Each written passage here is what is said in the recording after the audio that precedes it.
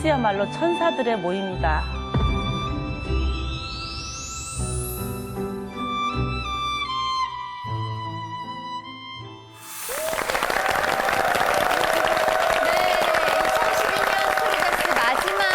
모셨는데요. 바로 호스피스 여러분들입니다. 다시 한번 환영의 박수 보내주세요. 생명의 처음과 끝을 보신 전세현 선생님은 어떠세요? 이 일을 돌이켜보시면 어떤 느낌이 드세요?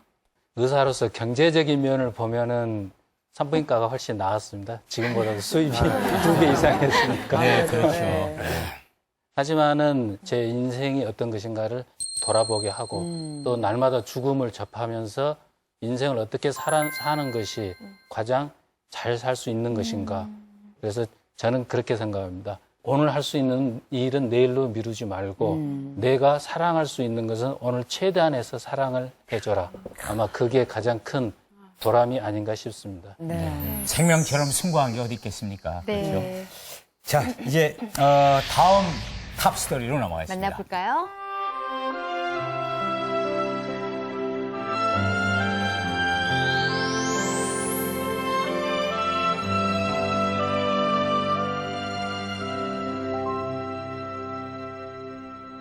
무엇을 보셨어요? 네, 우리 궁금해 여러분들 조심스럽게 한번 네, 추측해 한번 생각을 주시겠어요? 해보십시오. 돌아가신 네. 그분의 무엇을 보았다. 돌아가신 그분의 그 어릴 적 모습을 보았다. 그러니까 어른이시지만 나이가 있으시지만 되게 그냥 어렸을 때 그 천진난만한 개구쟁이 표정이라든가 그런 그 모습으로 오히려 돌아간다고 그러니까 하잖아요. 어릴 적 모습으로 막 예. 돌아가시는 모습 그런 모습을 봤다. 예, 그런 모습을 본지 않았을까. 저는 알 것 같아요. 저희 아버지가 그 백혈병으로 돌아가셨는데 급성 백혈병이셨어요. 그래서 근데 어머니가 장례를 집에 가서 치르자고 하시는 거예요. 그래서 어머니는 다른 분들하고 먼저 집에 가셨고 저는 앰뷸런스에 아버지를 싣고 가는데 아버지가 안 돌아가신 것 같은 거예요. 실감이 안 나고. 그래서 이렇게 손을 씌워놨잖아요. 그래서 그걸 이렇게 살짝 열어봤는데 아버지가 이렇게 웃고 계신 거예요. 그래서 저 너무 신기해서 아버지하고 불러봤는데 사실 돌아가셨죠. 근데 그 미소가 나중에 입관할 때까지 계속 그 미소대로 그렇게 들어가셨어요. 그래서 전 그걸 잊을 수가 없어요. 그래서 저는 그 어떤 웃음 같은 걸 것 같아요. 정말 예. 들으면서도 저희가 믿기 힘든 이야기인데 과연 네. 추측하신 것이 정답일지 한번 네. 볼까요? 미소를 보았다가. 이게 가능한가요? 선생님? 제가 14년째 임종 환자를 지켜봤는데요. 환자분이 상태가 안 좋아지면은 임종방이라고 해가지고 1인실로 따로 옮기거든요. 그런데 환자분이 호흡이 멈추고 심장이 멈췄는데 그분의 마지막 모습이 갑자기 활짝 웃으시는 거예요. 예, 분명히 의학적으로 심장도 멎으셨고 다 호흡도 멎으셨는데 그분의 입술 근육이 움직이면서 이렇게 한바꽃처럼 활짝 웃으시는 거예요. 그 모습을 지켜보던 가족도 그렇고 우리 의료진도 그렇고 너무나도 순간적으로 놀랍기도 하고 또 감동적이었거든요. 그동안에는 고통 때문에 힘드셨지만은 그 마지막 모습이 저렇게 아름다울 수 있을까 그런 생각을 하면서 저분이 분명 좋은 곳에 천국에 가셨구나 이런 생각을 하면서 그 순간 저희가 많은 감동을 받았습니다. 근데 그 의학적으로 왜 그렇죠? 그러면 그 현상이? 사실 이 순간은 굉장히 숭고한 순간이라고 생각을 하거든요. 그래서 어떻게 보면 의학적으로 뭐 근육 경직이라든가 아니면 신체적인 변화 이런 것들을 그냥 말로 하기에는 그거를 해설하기에는 좀 어렵다는 생각이 좀 들고요. 누구든지 원하는 그런 모습은 있을 것 같습니다. 근데 저희 아버지 같은 경우는 살아계실 때 워낙 또 웃기신 분이었어요. 돌아가시고 날 때도 그렇게 어떤 가족을 이렇게 웃기시면서 돌아가시나 이런 생각이 들 그래도 정도로 얼마나 가족 입장에서는 그래도 더 좋으셨겠어요. 남아 행복하게 계신 사시는 분들에게는. 거에 어떤 표현이 아닐까라는 생각이 들어요. 편안하신 표정이에요.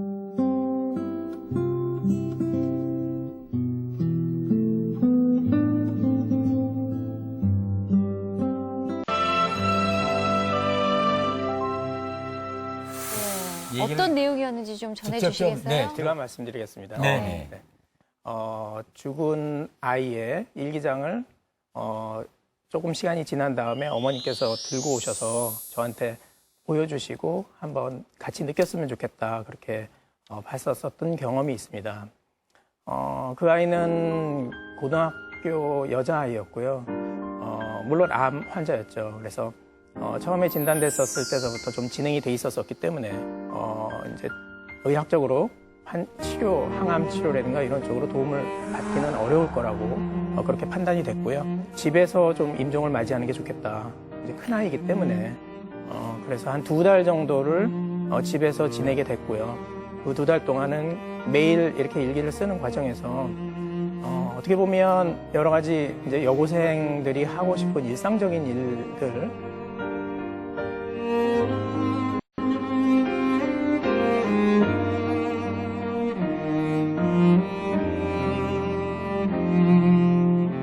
어머님이 그 일기를 가지고 오시면서 2개월 동안에 아이와 많은 이야기를 나누었고 또 아이의 모든 것을 알 수 있었었고 또 아이도 본인한테 많은 얘기를 해줬기 때문에 정말 소중한 시간이었다라고 말씀을 하시더라고요. 근데 이제 어느 정도 연배가 있으신 분들은 그래도 살면서 죽음에 대한 걸 접해보기도 하고 간접적으로 좀 생각을 하실 텐데 소아나 청소년들에게 있어서의 그 임종의 모습은 어떨지가 상상이 안 되죠. 네, 힘들 것 같은데 어떤지 궁금해요. 소아 같은 경우에는 죽음에 대한 좀 개념이 다릅니다. 그래서 소아 아이들 같은 경우에는 청소년 같은 경우에는 항상 너 좋아질 수 있다. 걱정하지 말아라. 이렇게 편안하게 마음을 갖도록 하고요. 항상 희망적인 말을 해주게 되죠. 사실은 이제 아이들이 죽음을 맞이하기 전에는 아이들도 그걸 다 아는 것 같아요. 예, 자기가 죽을 거라는 걸 아는데 엄마가 옆에서 너무 걱정하는 걸 보니까 내가 무슨 말을 하면 우리 엄마가 슬퍼질까 봐. 예, 엄마 내가 죽게 돼? 이런 말을 사실은 묻고 싶은데 엄마가 너무 걱정을 하시면 그런 말을 이제 물을 수가 없게 되는 거죠. 난 엄마 오는 게 제일 싫어. 엄마 안 울어. 내일 수술하면 다 나을 건데 뭐. 진짜 엄마 안 울어. 이제 아픈 아이뿐 아니라 아픈 아이 형제 자매들도 만나게 되거든요. 근데 그 아이가 이제 자기 형제를 떠나보내고 그 공업묘지에 가지를 않으려고 하는 거예요. 이유가 오빠가 갑자기 그 작아져서 그 항아리 속에 어떻게 들어갔냐는 거죠.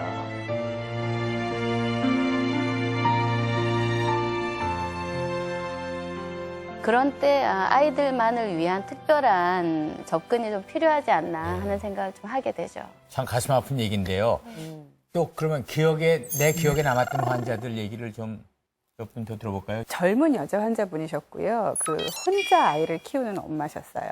그래서 남편은 없고 이제 혼자 아이를 키우고 그 아이는 4학년이었어요. 4학년이었는데 엄마는 이제 얼마 남지 않으셔서 되게 복수가 굉장히 많이 차시고 이렇게 힘들어 하셨는데 그분이 이제 밤마다 내가 잠을 자려고 눈을 감으면 이대로 갈 수도 있다라는 생각들을 조금 하셔서요. 밤에 잠을 굉장히 많이 못 주무시는 경우가 있었어요. 그래서 저희가 치료진에서 의논을 해서 그분에게 어떤 과제를 드렸냐면 그 녹음을 하게 했어요. 딸한테 하고 싶은 말을. 나는 네가 태어났을 때 너무 행복했었다. 네가 어떨 때 엄마는 너무너무 뭐 행복하고 너무 좋았다. 이런 것도 녹음을 하고 너를 키우면서 엄마는 어떤 느낌이 있었다. 뭐 이런 것도 넣으시고요. 그다음에 내가 나중에 죽고 났을 때 내 딸은 어떻게 자랐으면 좋겠다. 그다음에 어떤 남자를 만나서 어떤 결혼 생활을 했으면 좋겠고 어떤 직업을 가졌으면 좋겠다는 걸 매일매일 녹음을 하셨어요. 그래서 이제 그 어머니가 돌아가시고 난 다음에 그 스마트폰에 있는 녹음을 딸에게 선물을 하신 환자분이 있어서 이제 그게 굉장히 기억에 많아요.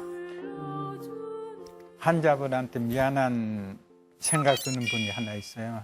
35세쯤 되는 고아 출신 환자예요. 그날은 딴 때보다도 좀 연락에 다정하게 자기의 과거 얘기 뭐 쭉 하더라고요. 얘기해 드리더라고요. 그 얘기 듣고 이제 시간이 다 돼서 돌아가야 됩니다. 그러니까 뭐라고 얘기하냐면 내일 선생님 하루만 더 와줄 수 없어요. 이렇게 얘기하는데 제가 사무실에 가서 얘기를 해서 오게 되면 내가 오는데 그거는 장담을 못 하겠습니다. 하여튼 최대한 노력해서 제가 올게요. 왜 그러세요 하니까 보고 싶습니다 그래요. 내일도.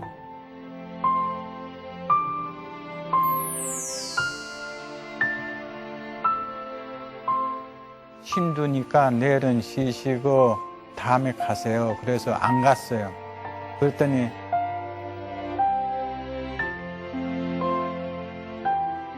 안 계세요.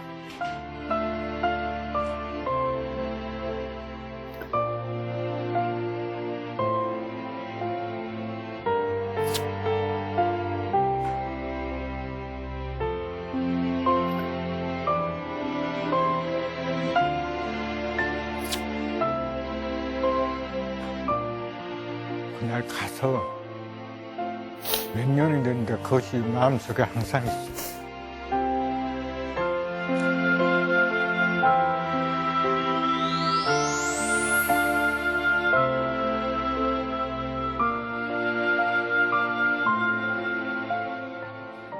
자, 오늘은요, 저희가 죽음을 눈앞에 두신 분들에게 정말 천사와 같으신 우리 분들, 호스피스라는 직업에 대해서 이렇게 얘기를 듣고 있는데, 이분들이 전해주시는 간접적으로 체험하시면서 느끼셨던 전해주시는 이야기가 우리가 지금 남아있는 삶을 살아가는 데 있어서 정말 그럼요. 귀한 교과서 같은 네. 얘기이지 않을까. 저는 얘기를 들으면서 이제 가족들한테 못했던 게 막 떠오르더라고요. 그렇죠. 그러니까 여러분, 뭐랄까. 상실 경험에 대한 연습이에요. 죽음을 앞둔 사람들은 이렇게 뭔가를 잃게 되죠. 어떡하지? 내 지울 게 이제 더 이상은 없어.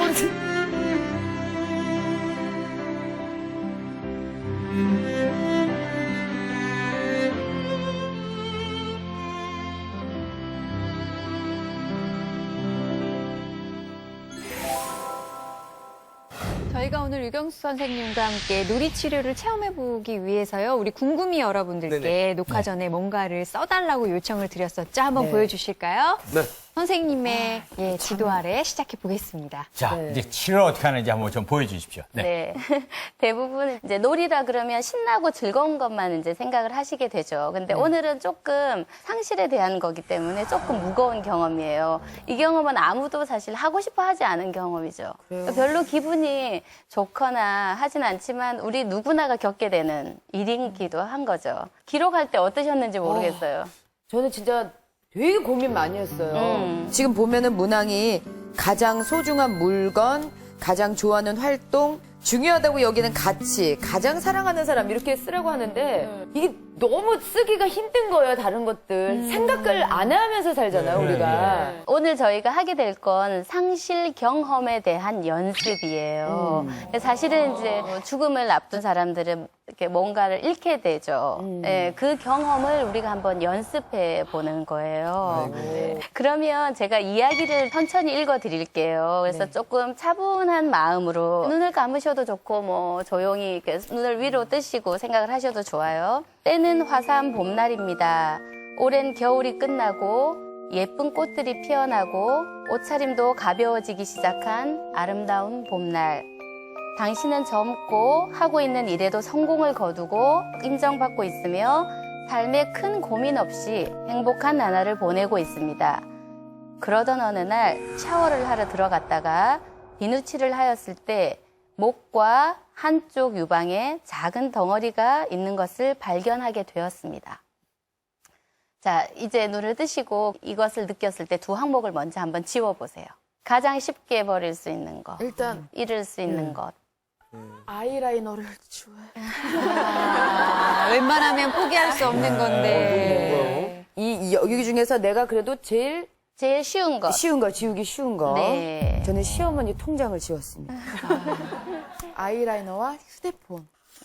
아마 최근에 앓은 감기 뒤끝에 임파선이 부은 것일 거라고 생각하고 대수롭지 않게 여겼어요. 다시 일상의 삶으로 돌아갔어요. 2주의 시간이 흘렀을 때 그 부은 임파선 덩어리가 여전히 남아있는 것을 깨닫게 되었어요. 네, 두 개를 한번 또 지워보시죠. 아휴, 참나. 이게 시간이 갈수록 점점 힘들어지겠죠. 더 어렵죠. 예. 이제 지워가기가 더 어렵게 되겠죠. 쉽지 않은데. 이게 되게 소중한 것들이었구나. 다 하셨습니까? 네. 자신도 그렇고 많은 사람들이 그럴 리가 없을 거라고 얘기를 생각을 하지만 만약 그 덩어리가 암이라면 유방 절제술을 해야 되게 생긴 거예요. 네. 자, 이제는 6가지 항목을 한번 지어보세요. 6개요? 네. 나는 어떡하지? 어떡하지? 한 개도 못 지우겠어요. 6. 일단 행사 하나 지웁니다. 진짜 힘든데요? 이만큼 지금 우리가 갖고 있고 야, 누리고 있는 미치겠다, 것을 이거. 내려놓기가 힘든 어렵다는 거예요. 거죠. 예. 자, 그 다음에 수술을 한 후에 회복이 됐어요. 근데 만일의 경우를 대비해서 방사선 치료를 받기로 했습니다. 그래서 오늘이 20번째 중에 16번째 방사선 치료를 받는 날이에요. 진짜 웃겨. 다시 죄송하지만 6 항목을 다시 지우셔야지. 뭐하러 쓰라고 했어요? 잔인하십니다. 김지선 씨 벌써 울어요. 아니, 지울 게 이제 더 이상은 없어, 어떡해. 뭐를 지워요, 내가 이제. 6개 중에 몇 개 남죠?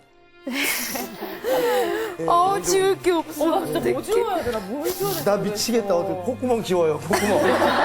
콧구멍 지워요. 나 이게 돈 벌어다 주는 거란 말이야. 이제는 남아있는 가족들 그리고 나의 신체 9 부위 개가 중에 남아요. 하나씩 지워가셔야 되는 순간이에요. 그러네요. 이건 정말 지울래야 지울 수가 없네. 큰일 났네요. 지우지를 못하겠어.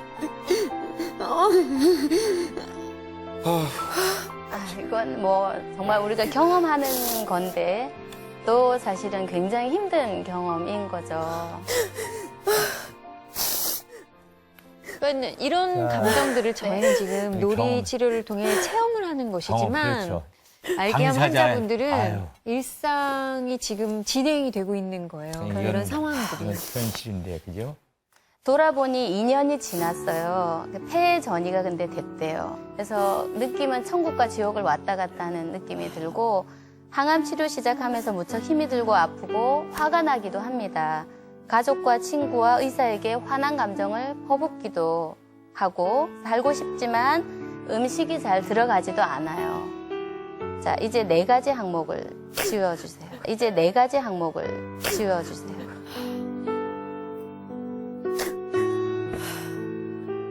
너무 힘드시면 중단을 하시라고 하고 싶을 정도예요. 근데 사실 저희가 오늘 이제 체험 연습인데도 불구하고 굉장히 많이 힘이 드신 것 같아요.